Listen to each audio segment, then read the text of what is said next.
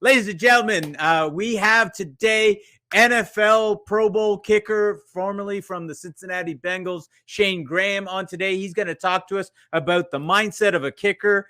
Evan McPherson, he talks about a lot of things, including what it's like to be able to look at a kick every single time and to be able to make that kick. He gets into so many different things with us. And quite frankly, we ran out of time. So I really want you guys to tune in today as he shares the leadership mindset of an NFL kicker, Shayne Graham.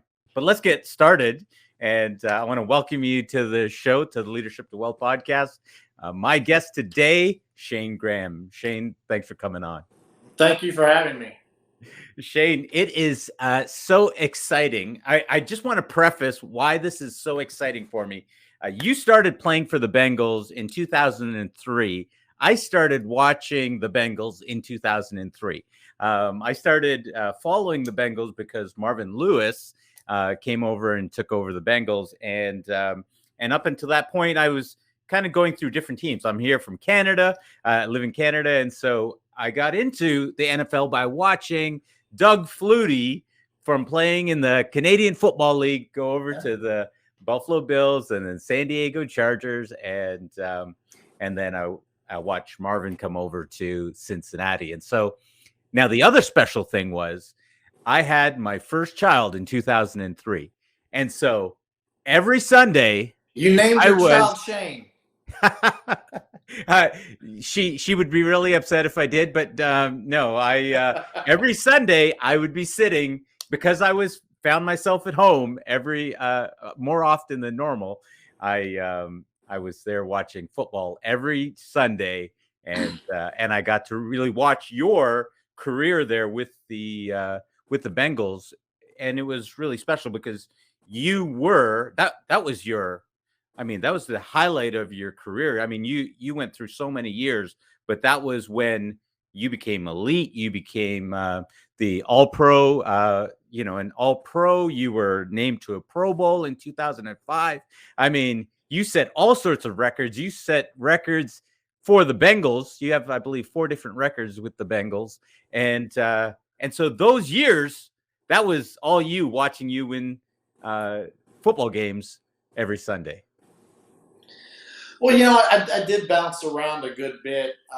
Went from Buffalo to Carolina to there, and I think I hit a comfort. I hit a comfort level when I got there because the coach that had been there, the assistant special teams coordinator in Carolina in 2002, had just become the coordinator in Cincinnati. So I was familiar with him. Yes. And when I came up on waivers getting let go from Carolina because they were keeping the veteran that they had there that I was filling in for an injury, it felt that comfort and confidence came from they really want me. I don't have to go try out for this team. They're just bringing me in. Mm-hmm. So when they brought me in week 1, I already had just that little bit of a psychological bump that I had been used to having. And, from that point on, it was, when I finished that year, another team offered a contract, Cincinnati matched it. So it just elevated it even more to helping you build your own confidence because, the brass wanted you versus me clawing and scratching for someone to please open the front door. Yeah, absolutely. I mean, that was the year Jacksonville, I believe, tendered a restricted contract or something like that. And then the Bengals matched it. And which I remember it because I was like, this guy's amazing. Why, you guys better hold on to him because you see every year in the NFL, you see every year the difference that kickers make and having a good one is hugely important. Ask the Bengals this year how important Evan McPherson is, right? So that was huge for you. Now, I'm guessing you're referring to Darren Simmons, of course, with regards to Carolina. And I love that because Darren Simmons has obviously he came over with Marvin, or he came over that year that Marvin came in, and he stayed there all those years with Marvin Lewis, and now he's continued on even with the new changes and with Zach Taylor being there. He's actually the longest tenured special teams coach in the NFL Yeah, with the same with no team, surprise. and possibly behind Belichick, maybe the second tenured NFL coach Yeah. overall, probably behind Belichick in New England. Yeah, and I've heard you talk about him before. You call him a mentor Yeah. and a friend as well. Yes. Yeah. You get to know a guy when I'm in my early 20s. He's in his late 20s, pushing 30 when I Mhm. first got to know him. And throughout my career, going into my 30s while I was with Cincinnati, pushing, early mid 30s before I left. And then we stayed in contact with each other and stayed friends the whole time. Every time I played somewhere else, we still kept in contact with each other. And, I grow into my 40s, I get into coaching. He's only a few years older than me. So we Mhm. kind of went through a lot of the same growth spurts at the same time Mhm. throughout our careers. And when I got into coaching, I actually leaned on him quite heavily, Yeah. and he held me up. I mean, he did a great job of giving me all kinds of little tips and little things that I'm going to need to know at some point, logistically, strategically, fundamentally, like so many different things that he helped me out on, and how to understand the time management and the commitment. And I paid attention a lot to what he did.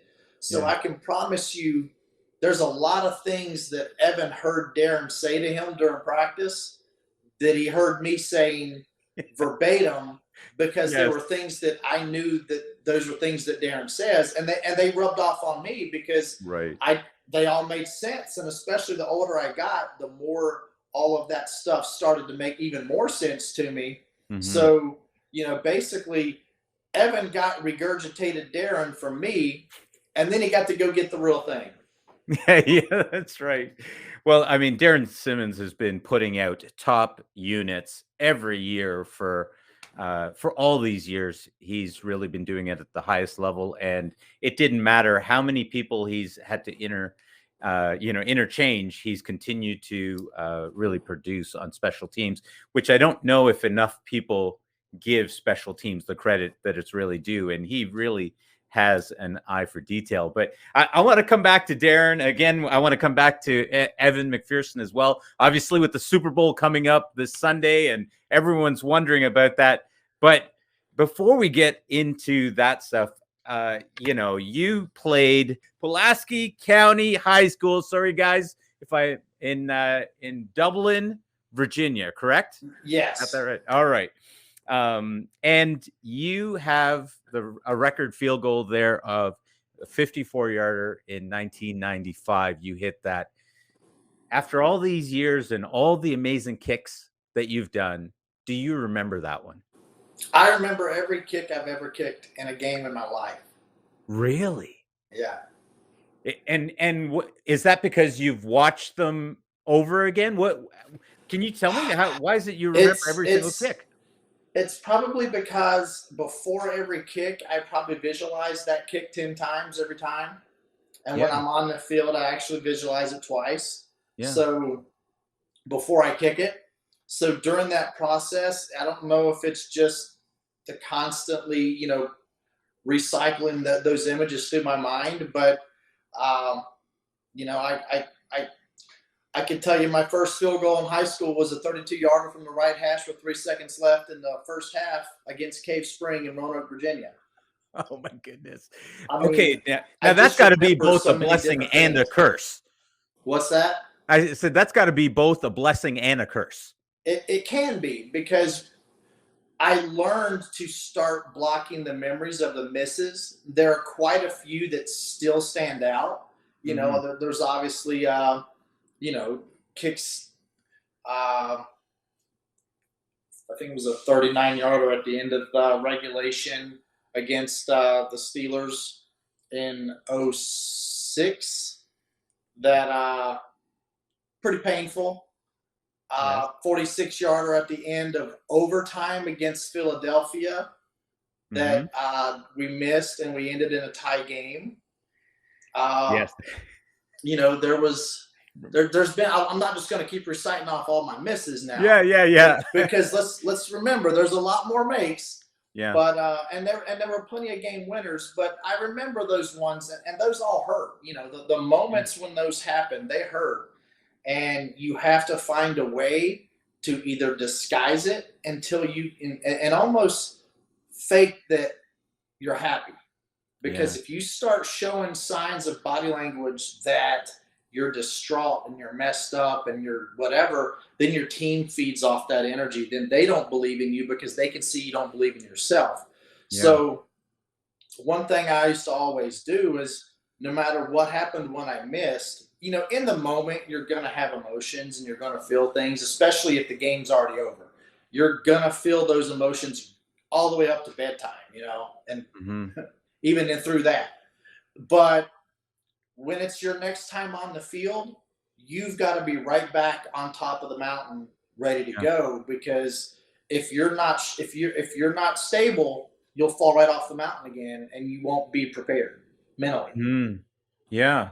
Yeah. I mean, you've really lived an amazing career so far as a kicker. Everything from high school to Virginia Tech. I mean, you're in the Hall of Fame at Virginia Tech, along with the likes of Bruce Smith and Michael Vick, and then everything that you continue to do through the NFL.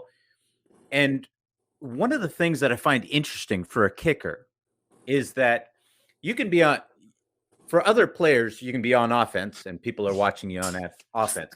You can be on defense and players are watching you on defense. But then when it comes to kicking a field goal, everybody on offense is watching, everyone on defense is watching, everyone on special teams is watching, everybody in the entire stadium and on TV is watching you do a move from here, everything from the shift, the step over, and looking down, looking up, and then you going through and making that kick. There is no other play other than that play where everybody is actually watching your every movement. What's that like to have that kind of scrutiny? It's intoxicating. Okay, that's interesting. Tell us more. It really is, because in that moment you have, like, there's so many things that happen in our life, that all these variables that go around us that make us successful, that make us unsuccessful, or feel pain or not feel pain, whatever. It's usually things that we didn't have a whole lot of control over. We can only control so much, but all these other variables typically play into so many different things. Whereas that's the same thing on a field goal, but the thing about a field goal is you have the most control that any one player can have on a play in the sport. Mm-hmm. And ultimately, that gives you the power to control a lot of people's emotions, to give hope, take hope. All these things that happen. You can silence people or you can uproar people. Mm-hmm. You can make people hate you. You can make people love you. Ultimately, it comes through on what your performance is and how you execute. But all of those things happen, and to have that type of power is a very intoxicating feeling that you can also see it as good and bad, because as intoxicating as that is, the emotions of making that field goal that you just, you want to have it every single time, is a very strong, positive emotion, especially Mm-hmm. a game winner. You ride so high after a game winner. Yeah. But when you miss, that emotion is actually 10 times stronger. And it Right. hurts way more than it felt good to make it. So if you eliminate those, as many as you can, obviously, and keep your percentage as high as possible. But we're human, and those things happen. So you have to learn to deal with that. But in the fact that if you're willing to take the risk to potentially have that happen, then you get to feel this just amazing, intoxicating feeling of I controlled so much with the help of my holder, snapper, and line. We still controlled so much, and we made everyone cheer. We made everyone stand up and scream. We made everyone sit down and shut up. Like it's a strong, intoxicating thing, but you have to make sure that you're willing to take that risk to Yeah. miss. And you Yeah. have to be willing to not be afraid. And fear becomes the major factor in how you control that intoxicating feeling, because you may love that feeling so much, but yet if you're so afraid of that 10 times more powerful feeling, if you're not willing for it, then you're going to be a little apprehensive. That's what fear is. You hesitate. You flinch. You do something different. Your heart rate, obviously, and adrenaline's pumping. We all have to control that for other things in our lives as well. But when you let that fear come in, because you're so afraid of the result of people are going to hate you, they're going to throw things at you, they're going to Yeah. heckle you, whatever it is. Uh, we let that fear control us, and Hmm. that is our job as performers on any athletic field, is to eliminate that fear. There's a cliche that I learned it from Darren. It was on Darren's wall when I was in Carolina or Cincinnati, but it says, and it was FEAR, false evidence appearing real. Yes. And I always take that into account, like through all these things, and I work with sports psychologists, but all of those fears you have of the result are all based off of just the fact that you're not willing to take a risk. So what you're doing is, your fear of failure ultimately is fear of success, because Mhm. you have to be able to accept the fact that things aren't going to go your way and you're going to be okay. So then you can just focus on the process and just get through everything, and live everything rolling forward versus rolling and hesitating and rolling and hesitating. Mm. Wow. Okay. So I I don't want people to miss this, because that really is a key for you on the football field. But what you're talking about, I think, really translates to everyday life for people, is Oh, being able to absolutely. be in that moment. Can you say something about that type of leadership? This is a show about leadership, and can you talk about that type of leadership and how it translates off the field? Well, so I'll make one more sports analogy to that, Yeah. and then I'll segue that. Yeah. Um, so you ever played TPC Sawgrass? No. 17th green. Do you know what it looks like?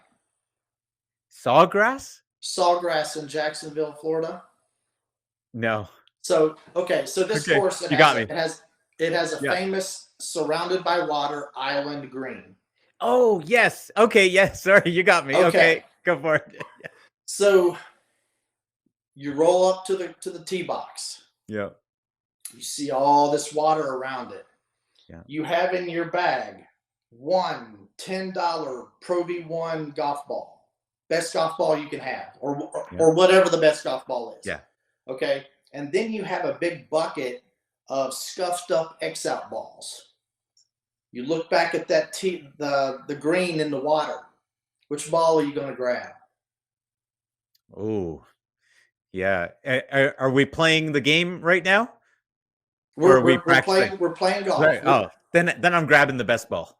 Okay. The best ball I have. Yeah. So ultimately, that analogy plays out that so many people are so afraid to take a risk, that they Right. want to play it safe, that they, Hmm. you know what, I don't want to lose that $10 ball in the water. Let me grab this scuff because there's many more and I can just keep trying it until I hit it. Hmm. Yeah, Okay. We only get one chance. that's So right. why not give your one chance your best shot? That's right. Yeah. So Yeah. that's just something that has resonated with me so much, that if everyone reaches for an X out, then you've already planned to fail. You've already Hmm. accepted that you're afraid to be successful. Now you might hit that ball on, but you probably didn't hit the ball as pure and as clean as you would have hit the other ball, and maybe it would have been closer, maybe it would have gone in the hole. Who knows? Because Hmm. there's always luck and there's human error and all that kind of stuff. Yes. But I think everyone understands, like, that analogy is much bigger than just golf. It's one shot, take it, give it your best shot. Yeah.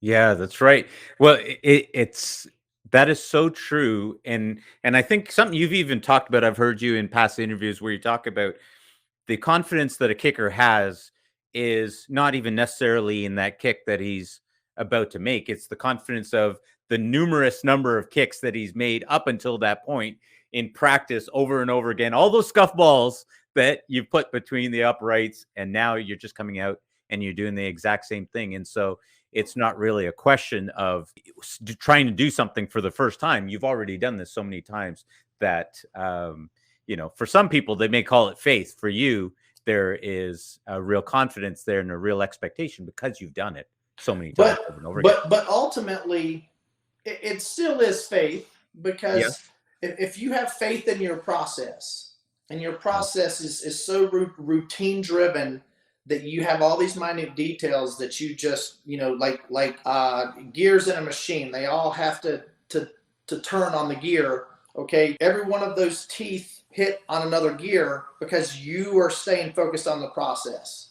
Yeah. All right. If you're staying focused on the process, then your confidence is strong, because you're distracting yourself from your lack of from any thoughts of things not going right. So all of your preparation through the week is building the strength of your process and building your confidence. Mhm. So once that confidence is there, when you're in the game, the only thing in front of you is the goalpost, or whatever else it is in life. Uh, you can't see it. You don't know it, and Right. that's the ultimate definition of faith, is believing in something that you can't see. Mm. But in So your mind, you see it in the back of your you mind said, because you've done it. yeah, But ultimately, it is an entirely different landscape in front of you. You're just yeah. performing the same thing in this other landscape, but you still have faith that everything you did will keep your process true, so that you can give yourself the best chance. Yeah. Well, so let me ask you along those lines, what makes obviously we know Evan McPherson has got a powerful leg for such a small guy. On top of that, he's got an amazing leg. But the question is, what really sets him apart? What makes him so special that he is able to go out there and just nail those kicks? I mean, 54. He's hitting all of these. You've said you've seen him hit, I believe you said a 68 yarder one time. What is it that makes him so special that everyone has gotten to see week in and week out here? Well, the thing that everyone sees is obviously the physical ability. I mean, Mhm. you just look at the way the ball flies and travels and all that, and we all see that. He's unflappable confidence, and it's just Mhm. unwavering. I mean, Mhm. even when I've seen him miss a kick that he was really upset about making, or about missing, he came off the field, and he still had this, cheesy little smile on his face, and he's like, "I'll get the next one. I'll get the next one." And he just looked at me and said, "Don't worry about me." And when you can feel that and know it's genuine and not fake, because I've seen plenty of people that are just so almost arrogantly cocky, that they're like, "No, I'm good, I'm good," and they're just saying it so you'll leave them alone. He actually, I believe him, because I see him every day, and I saw how he was with Yeah. everything, and I never saw him throw down his helmet. I never saw Yeah. him, spit out a slew of curse words. I never saw the things that I might have been guilty of myself at certain times. I've never seen him do the things that I've seen a lot of other guys be guilty of, because Yeah. he just is so straight and narrow that, and that's how he lives his life too. I mean, he's a very straight and narrow kind of guy, and I think that plays into it. And I Yeah. think the fact that he's able to be that way off the field is what helps him be very straight and narrow on the field. Okay, so you got to help us here with understanding Evan's thought process while you're watching him. He's playing. They're up against the Kansas City Chiefs.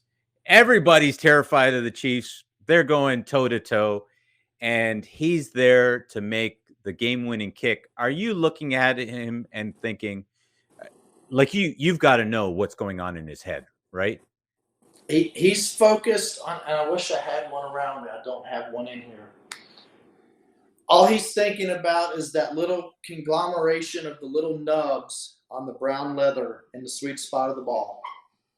And that, Because his process already has him his measurement, how he measures and makes his line, and then he steps over sideways, gets in his stance, makes sure his feet are set, makes sure his body's squared up to the target the way he wants to be set up. And then by the time he gives his holder the nod that he's ready to go, he's been basically stepping himself through his process without thinking, oh, last time I did this, I better do this, or maybe I'll do this. There's no guesswork. It's yeah, all like linear things are done. And then when he's sitting in his stance waiting for the ball to be snapped, all he's waiting for is to see the holder's hand come off the ground to catch the ball. As soon as his holder's hand comes off the ground, that's when he leaves. And then after that, he's been practicing his step and tempo to the ball yeah, millions of times. And then it's just a little conglomeration about the size of 2 or 3 millimeters, if not smaller, honestly, at the sweet spot that pound through it every time in the same spot. And that's why he's one of the most consistent ball strikers I've ever seen, because he hits that spot every time. And the ball always has the same rotation. It might curve with the wind or something, but he hits a consistently good striking ball, and it's impressive. But because he's able to keep his mental focus so sharp with his confidence, keeping his focus from waning one way or the other, that's what makes him successful and makes him different. yeah. What's one thing that the average NFL fan would not know about kickers, but as a kicker, like this is something really special that you know about kickers that you can share with us? Well, I would say more so in today's kickers, or Yeah. even my time. More and more of us love tackling and love being involved in the contact of the sport. I think the evolution of kicking in general has proven to not be like that a long time ago, because you typically had soccer players that had either come from Europe, like the Gogolak. Pete Gogolak was the first kicker, comes from Europe. I think it was I don't remember exactly off the top of my head, 66 or 68. But so Pete Gogolak comes over. He completely demolishes the standard of makes and misses for kickers, because everyone else had been the straight on kickers where 50% was good. Okay, he comes in, he starts hitting 60, 70%, and all of a sudden the NFL and the AFL are having bidding wars over players, and he created what the domino effect of what became the modern NFL, because he was so much better than everybody else. Then his brother comes over. Then all of a sudden you've got your premiums, you've got the Stenarudes, you've got all these guys from Europe and possibly South America, just soccer, people that played soccer internationally and thought, oh, I can kick a football. And then a few people obsessed over enough to where they actually got good at it, because you can't just kick a football because you can kick a soccer ball. Yes. And the evolution went from the soccer player to the athlete that can play soccer, play other sports, do other things, to the football player who grew up playing other sports but also played soccer, but more so the guys that are 6 foot, 200 pounds, the guys that are 6'2", 220, muscular, built looking dudes. And now you got guys like Joey Sly that look like linebackers, and you have, Harrison Butker, he's just a big man. And you have all these other guys that are just bigger and stronger. And even though Evan isn't as big as them, he still comes from the mold of being an elite athlete when it comes to the things he can do with his body and his performance, that these players want to get in there and make tackles, and they want to, and I know I did. I loved it. I didn't want to be 50 yards behind everybody waiting for the guy to break free, because I can't tackle an open space. A lot of defensive backs can't tackle an open space. Yeah. So why would I want a guy to have a head start where all he got to do is turn his hips a couple times and I'm just falling flat on my back? I'd rather get them as they're coming out of the hole and fit them up and use leverage to certain, wherever the help's coming from, or the sideline or whatever. But understanding that like your Jay Feely's, the guys that played back when I Yes. played, love to get in the mix. Neil Rackers. I mean, we had Yes. David Akers. We had a ton of fun Yes. making tackles. And when we tell stories about it, we're all like, oh, well, I had more than you did this season. And somebody else say, well, I had more in my career than you did. And, Yeah. and it, we have fun because we loved that contact. But Right. most people are just like, oh, you're just a kicker. You don't do anything. Oftentimes you're thinking, please don't try to tackle anybody because you don't want the kicker to get hurt because there's so many positions. I think one time Chad had to good old Ocho Cinco had to get in there. I pulled my groin in pregame, so. Yeah.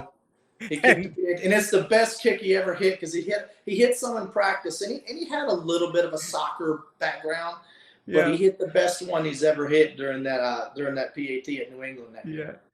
Shout out to Ocho Cinco, to Chad Johnson. But I've just got to quickly ask you the question. You were there for all those years with Darren and with Marvin Lewis. What was that like? And perhaps can you just say something quickly about what you saw there and what you see with the Bengals now? It's tough because I don't want to make it something sound like detrimental to anybody that was back then. Yeah. But the overall thing that I've noticed is there's just a wider sense of leadership. And I think you probably walked me right into this because you probably knew that was going to be the answer. But we had leaders on our team. And we had coaches that were leaders, but there's a difference in what a good leader is, and not saying anyone was a bad leader, but I just think when you have Joe Burrow, who is a very follow me, come with me type person, but who's confident, who instills confidence, who feeds everyone else his confidence, and then you have other guys on that team that are very unselfish. So they don't take leadership where someone says, hey, come up to our level or anything like that. They don't take it personal. They don't take it as critical as someone who might take that and be like, don't worry about me, worry about yourself. When you see stuff like that, but this team seems to be very unselfish, and they have so many different leaders at different levels that I think you have the verbal leaders. I think you have the follow me leaders. I think you have the love and emotional leaders. Like you have so many different types of guys that it's just a great chemistry with the way they work with each other versus any different directions being pulled in other ways because of just things that didn't quite have the same chemistry. Yeah. Well, speaking of chemistry, do you because you and Brad St. Louis were together for a lot of years there, and I remember reading pieces on how you guys would practice over and over again. And now I know that Clark, Harris, and Evan are Clark's been doing it for a long time, but Clark was my last long snapper when I played at Cincinnati. Right, and that guy, I read an article on him, and he just has a blast doing just that one thing and making sure that he nails it. Is there something special in chemistry between a kicker and his long snapper? You have to, yeah.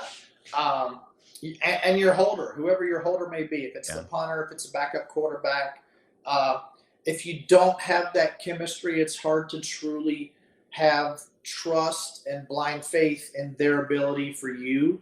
Because if you're going to put in extra work and they're right there beside you putting in the extra work to make you comfortable, they're doing it not only to make themselves better, but they're also doing it because they know, hey, he's going to be more comfortable because he sees me doing this work for him. Yeah. If the long snapper calls me and says, hey, can you go catch some snaps? Am I going to say, I'm not a punter. Why do I need to catch your snaps? I'm not a holder. Would that really do anything for him? Or would me taking my personal thing aside and say, hey, I don't punt, but I'm going to catch you because I want to help you get better. Yeah. So the more you do extra little things for each other, the more you share meals together, the more you get to know each other's families. You build lifelong relationships, but that little chemistry that you have going on for the field, it's because you do anything for that person, that you want to do what you do for that person the best you can do it. And I Yeah. think that's really how it works. And sometimes you can see guys do well for a short amount of time and not do so well for other times. A lot of the times you see there's a snapper going in and out. There's a holder change up. They changed their punter, so now he's got a new holder, or the snapper got cut, so they brought another guy in, or he got Yeah. too old. They didn't want to pay him as much, so they saved money and brought in a rookie. And physically there may not be much of a change up, but the chemistry you have to build with the personalities actually plays into it a lot. Yeah. Well, okay. So I've got a page of questions that I'd love to still ask you about, but we don't have the time. And but I know that there's so many interesting parts there. Even the Jets game, which we won't talk about now, but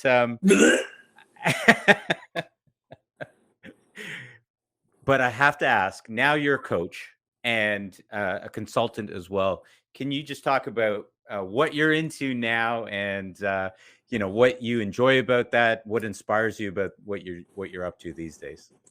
So basically, what ended up happening is, uh, as much as I love the coaching, I love the relationships I've built with the players. With players like Evan, but all my players, and it's no secret that I tell my players I love them. Once I get to know them, and once we build a relationship, I tell them I love them, and many of them tell me they love me too, and that's something that means a lot to me. So I was still working with the entire team because like Darren with special teams, he has his hands on the entire offense and defense.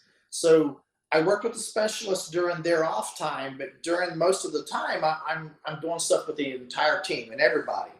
Uh, I love that, but what happens is that's 15 to 20 hours a day. It doesn't leave much time for sleep, family, life. Yeah. And I just decided that I still want to coach. I just can't. It's not fair to my family to take that time away from them. So I'm going to basically be a coach for hire. Uh, Everyone thinks it means just private lessons for kicking, but really it's not. There's going to be quite a few different things I'm going to be doing. Going to schools, helping players on their school, helping coaching staffs understand how to coach specialists, helping different teams in college understand the importance of, if your goal is to make it in the NFL, then you have to understand, if you're not a first or second round draft pick, you have to play special teams. So you might snub your nose up on it right now, but I guarantee you Matt Slater wasn't snubbing his nose up on it $25 million later. And being able to build presentations and stuff for that. And then also something I'm going to be working on is putting together workshops for training these third, fourth, fifth, sixth, seventh non-drafted, round draft picks to non-draft picks on special team skills that maybe they've missed out on because they were the star receiver and didn't have to do it, or maybe they were the star tight end or whatever. So I've got some stuff in the works for that, and then doing some virtual workshops with sports psychology and a bunch of other things brought into it as well. But I'll be kind of launching that here before too long. That would be Elite Winning Solutions, as you see the logo right there on Yes. the computer. But once I get that launched and everything's good to go, I'm excited because it has a lot of potential to help a lot of people. Oh, that's great. And maybe we could have you back on, and you can talk to us at that point about Elite Winning Solutions and what you're doing at Absolutely. that point. Love to have you again, Shayne. Again, I so many things I'd love to ask you questions about, but I know that you've got a pretty demanding schedule. So thank you so much for coming on the Leadership to Wealth podcast, sharing your insight about Evan McPherson making the Super Bowl winning kick this Sunday, but also everything along the way about special teams and coaching and mentorship. I really appreciate you coming on today. Thank you very much. Thanks a lot, Shayne. Guys, thanks a lot. We'll see you guys next time here on Leadership to Wealth.